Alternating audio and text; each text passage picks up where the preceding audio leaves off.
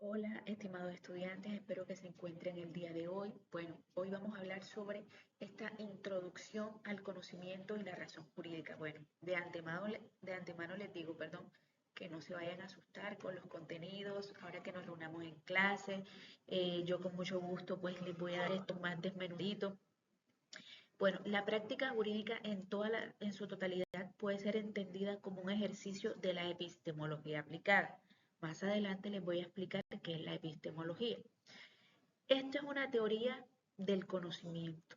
Y antes que digan, bueno, pero eso es filosofía, profe, eso no nos interesa. Bueno, es que este estudio filosófico constituye el análisis riguroso del núcleo de la actividad del jurista, de la actividad que nosotros vamos a tener como abogados.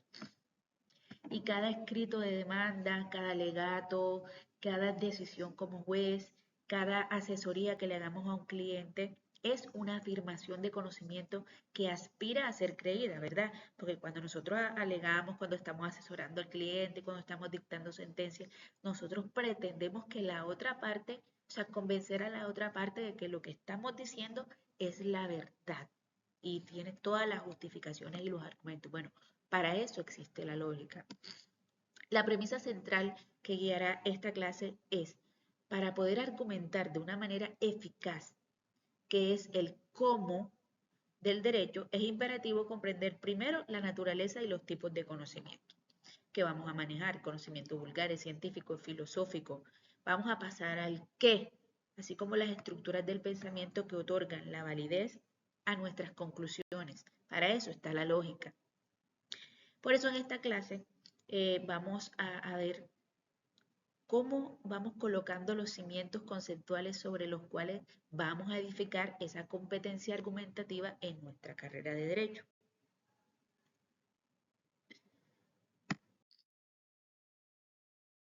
Bueno, acá hacemos las preguntas, qué sabe un abogado, qué sabe un politólogo, cómo lo sabe, eh, en la práctica de derecho y de las ciencias prácticas, para qué funciona la epistemología. Todas estas preguntas nos las vamos a responder cuando finalicemos esta asignatura. Voy a rodarme un poquito para acá. Sí que estoy como torcida. Bueno. Bueno, ¿qué es el conocimiento? Bueno, la definición clásica y su relevancia jurídica, la creencia verdadera justificada viene de la antigüedad. La filosofía se ha preguntado por la naturaleza del conocimiento. ¿Cómo conocemos? ¿Cómo sabemos lo que sabemos? ¿Cómo sabemos que lo que sabemos es verdad? Bueno, en el diálogo de Teto, Platón sentó las bases de lo que se convertiría en una definición tripartita canónica, un modelo que según su robustez y claridad, espérense aquí para yo ver mejor la diapositiva, bueno, sirve como un punto de partida para el análisis epistemológico de cualquier disciplina. O sea que si nosotros queremos saber cómo vamos a construir un edificio, cómo hasta para poner pestañas las clasistas, pues se requiere un conocimiento, ¿verdad? Bueno, según la concepción clásica, el conocimiento es una creencia verdadera justificada, una CBJ. Para que el sujeto S pueda afirmar que una proposición P es verdadera, pues deben cumplirse tres condiciones. Primero es la creencia, el componente subjetivo. No se me asusten que esto yo se los estoy dando para contextualizarlo, pero cuando estemos en clase yo se los voy a explicar desmenuzadito. No se asusten. Bueno, el sujeto S debe creer que la proposición P es verdadera. Ustedes deben creer que lo que ustedes están hablando y que lo que ustedes saben es verdadero. Este es el punto de partida psicológico e intencional. Si la convicción interna del sujeto, sin esta convicción, sin esta creencia, no hay pretensión de conocimiento.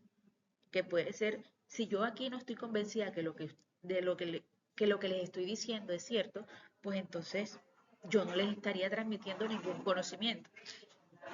En el ámbito jurídico, un abogado debe primero creer en la validez de la pretensión que defiende. Yo digo, cuando voy a tomar un caso laboral, yo digo, bueno, mi cliente tiene la razón. Este caso está bueno y yo sé que lo puedo ganar, porque si yo veo que el caso es inviable, ¿para qué lo voy a tomar? Entonces, a eso me refiero. Es la convicción interna del sujeto. La verdad es el segundo componente. Este es un componente objetivo. La proposición P debe ser de hecho verdadero. O sea, debo creer que lo que yo creo que es verdadero, en realidad tiene que ser verdadero. Este elemento establece el anclaje con la realidad objetiva. Si yo digo que la silla donde estoy sentada es amarilla, yo creo que es amarilla y yo conozco que es amarilla, pues esta silla debe ser amarilla. No se me asusten, vuelvo y repito, porque esto lo vamos a ir desarrollando en clase. Bueno, este elemento establece, como les decía, el anclaje con la realidad objetiva, independientemente de la convicción del sujeto. La creencia del jurista, del abogado, debe corresponder con un estado real de las cosas, que es la verdad fáctica, o con una interpretación correcta del ordenamiento jurídico, que es la verdad jurídica. Bueno, no basta con que el fiscal crea en la culpabilidad del acusado, ¿verdad? Es necesario que el acusado realmente haya cometido el delito, el hecho que se le imputa para que esta creencia sea verdadera. No, porque es que yo creo que porque tú tienes las orejas así, entonces tú eres ratero o eres ladrón, perdón. Esas creencias estaban antes, pero ya con la ciencia avanzada, con los estudios avanzados, pues no es así. La justificación es el tercer componente. La justificación es el componente intersubjetivo y argumentativo. ¿Qué es esto, profe? Bueno, el sujeto S debe tener una justificación adecuada para su creencia. Yo creo que la silla donde estoy sentada es amarilla porque universalmente es amarilla. Bueno, este es el pilar de la labor jurídica que vamos a tener. Este es el elemento que eleva una simple opinión, incluso si es acertada por casualidad, el estatus de conocimiento. No es suficiente creer algo que resulta ser verdad, hay que demostrarlo. Hay que demostrar que Pepita Pérez mató a Emiliano. ¿Sí?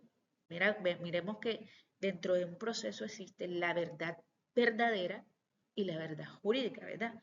La verdad verdadera pues se dio, Pepito Pérez mató a Emiliano, pero ¿cómo lo demostramos? ¿Cómo lo fundamentamos? ¿Cómo lo defendemos mediante pruebas, razones y argumentos válidos ante una comunidad de interlocutores racionales, ante el juez, ante el tribunal, ante la otra parte, ante el Ministerio Público, ante las víctimas?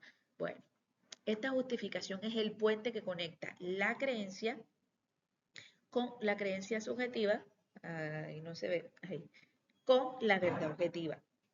Por ejemplo, la justificación del fiscal para su creencia en la culpabilidad del acusado es el conjunto de pruebas que presenta, el arma con las huellas dactilares, los testimonios, el móvil del crimen, los informes periciales, bueno, todo esto.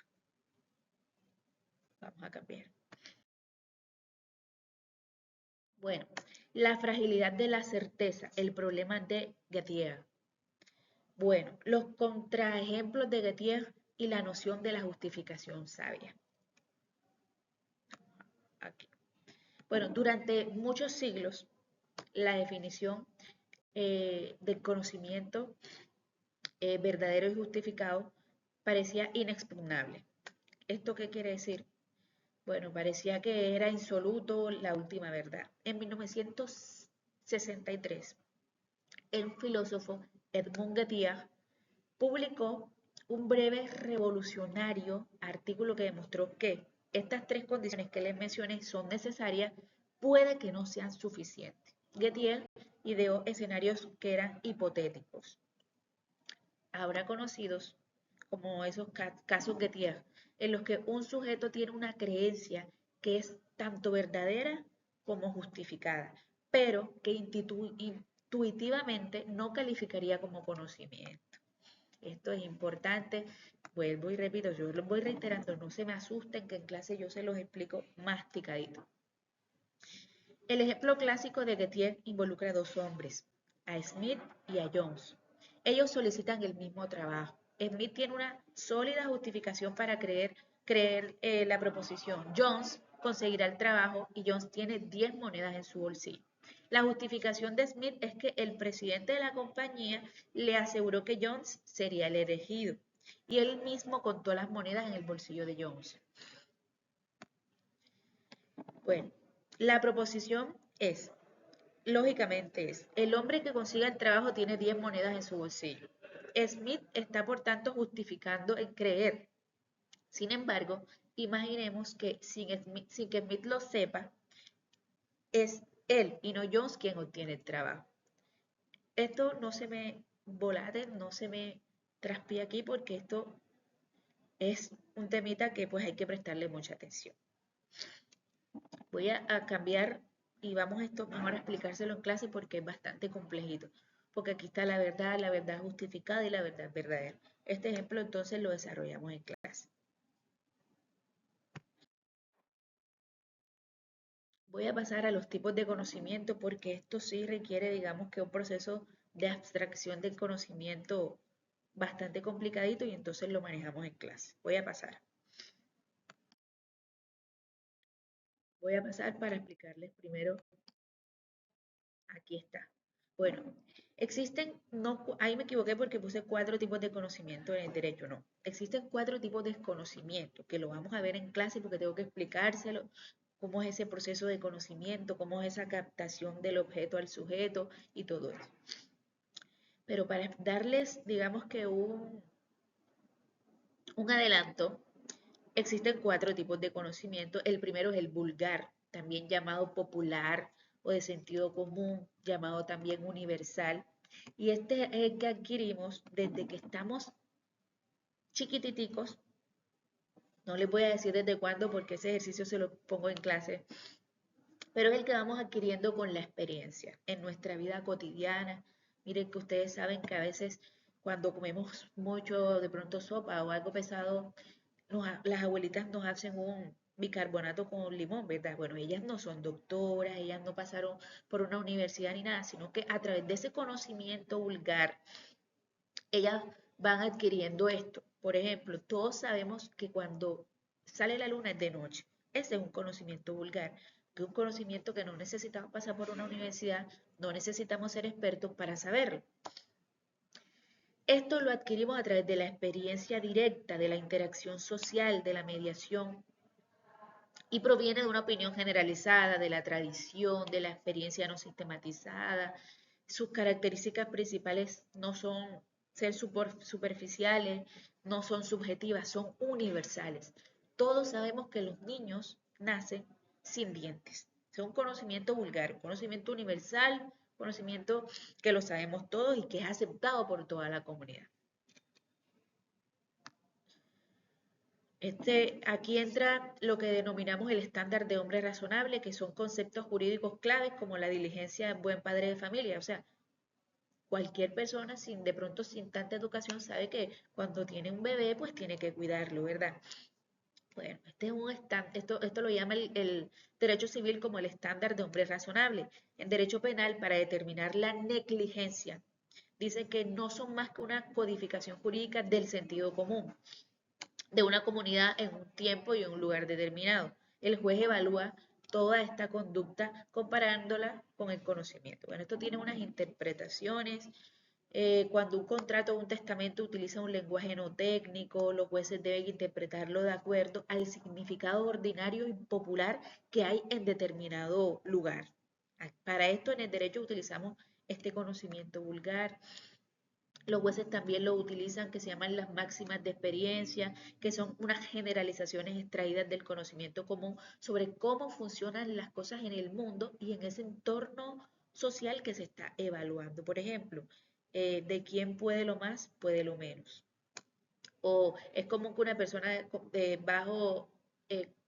baje el estrés, bajo un estrés excesivo, pues no recuerde detalles de un evento que pueden suceder con claridad, cosas así. Cuando en un proceso penal, pues una persona, digamos que tiene una ira, intenso dolor porque ve que están violando a su hijo y toma el cuchillo y le mete 20 puñaladas en el ojo al otro. Bueno, en esa persona, en ese momento, pues no está pensando con claridad, ¿me entiendes? Entonces, ese contexto, ese conocimiento vulgar, pues todas esas cosas, pues las maneja el juez. Yo no sé si ustedes, bueno, por lo menos en La Guajira, en los pueblos, que a los bebés a veces no le dan pote ni leche materna, sino agua de arroz, crema de arroz. Cuando los llevan al hospital, estos niños están desnutridos, tienen un buen peso, pero están desnutridos, no tienen o sea, no han recibido los nutrientes que necesitan para sobrevivir. Bueno, el niño llega a morirse, llega al ICBF, llega a la fiscalía, le imputan a la mamá delitos de homicidio agravado, bueno, X. El juez, ¿qué hace allí?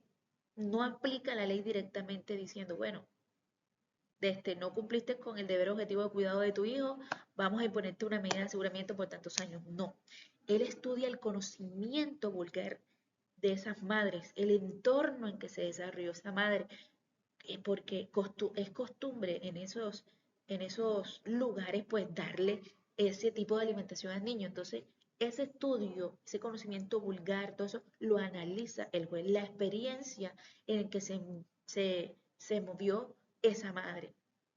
Para eso nos interesa. De todas maneras, en clase yo les voy a explicar desde el origen del conocimiento vulgar hasta la fecha.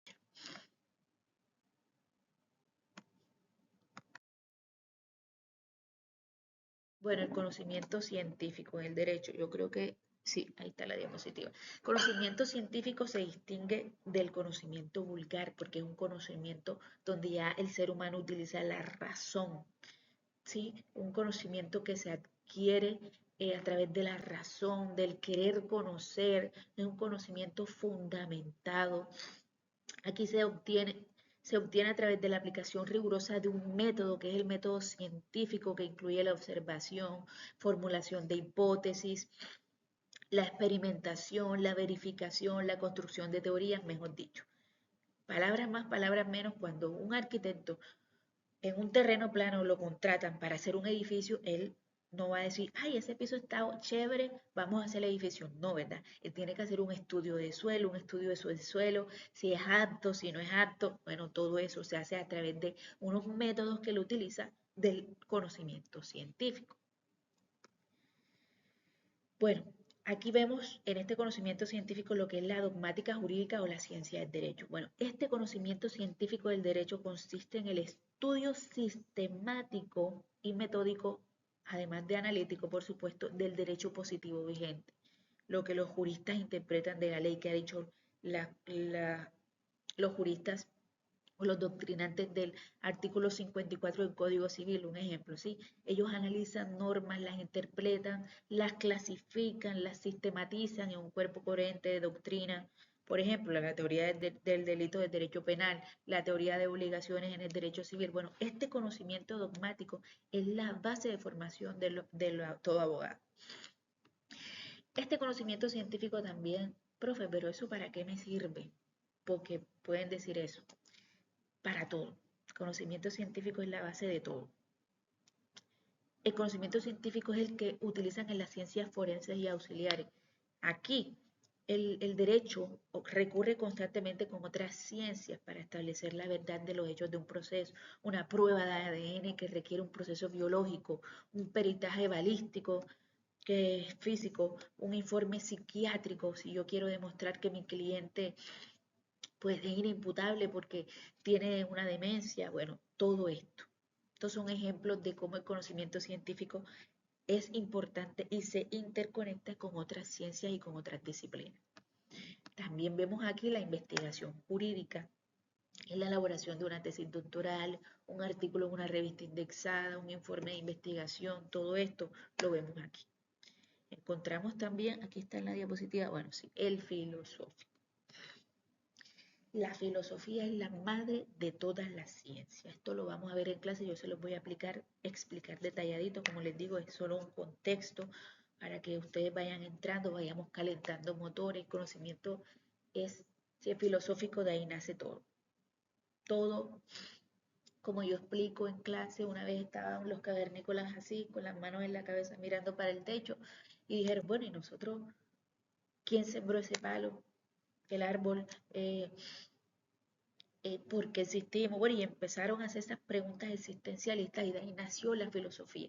La filosofía, a diferencia del conocimiento científico, es abstracta, es la fundamentación de todo, es una reflexión racional sobre las preguntas acerca de la existencia, del ser, de la verdad, la moral, la justicia, qué es la dignidad, qué es la vida, desde cuándo tenemos vidas y desde para justificar los temas de aborto, o sea, todo esto lo vemos son los fundamentos filosóficos que nosotros aplicamos en el derecho. Aquí fundamentamos los derechos humanos, que es la libertad. O sea, ¿cómo definimos libertad? ¿Cómo definimos igualdad, dignidad humana? ¿Qué es la justicia? Aquí vemos la diferencia entre principio, valor, norma, mejor dicho. Para eso está el conocimiento filosófico y yo se lo voy a explicar más detalladamente.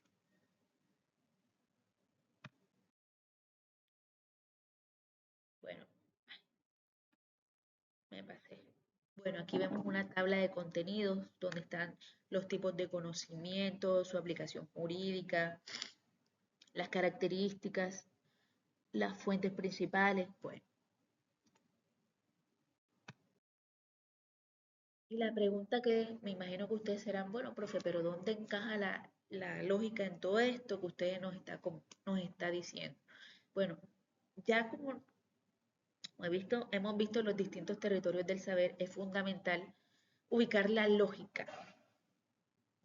Bueno, un error común es que considera la lógica como un simple conocimiento en la lista. Está dentro del conocimiento filosófico, dentro del conocimiento científico, ahí en la mitad. Bueno, la lógica ocupa un diferente conocimiento diferente y fundamental, porque no es un solo saber o conocimiento sobre el mundo, sino es una disciplina que estudia la forma o la estructura del razonamiento correcto. Cuando nosotros estamos fundamentando, nosotros tenemos que ordenar los argumentos que nosotros estamos dando de una manera correcta y de una manera válida. ¿Sí? La lógica es ¿cómo explicarlo para que sea más facilito? Bueno, es la ciencia de las leyes del pensamiento, es las reglas de inferencia válida, cómo nosotros adquirimos ese conocimiento, cómo nosotros razonamos, cómo nosotros argumentamos, cómo nosotros convencemos a la otra de que lo que estamos diciendo es válido y es verdadero. ¿Quién es el fundador de la lógica? Aristóteles.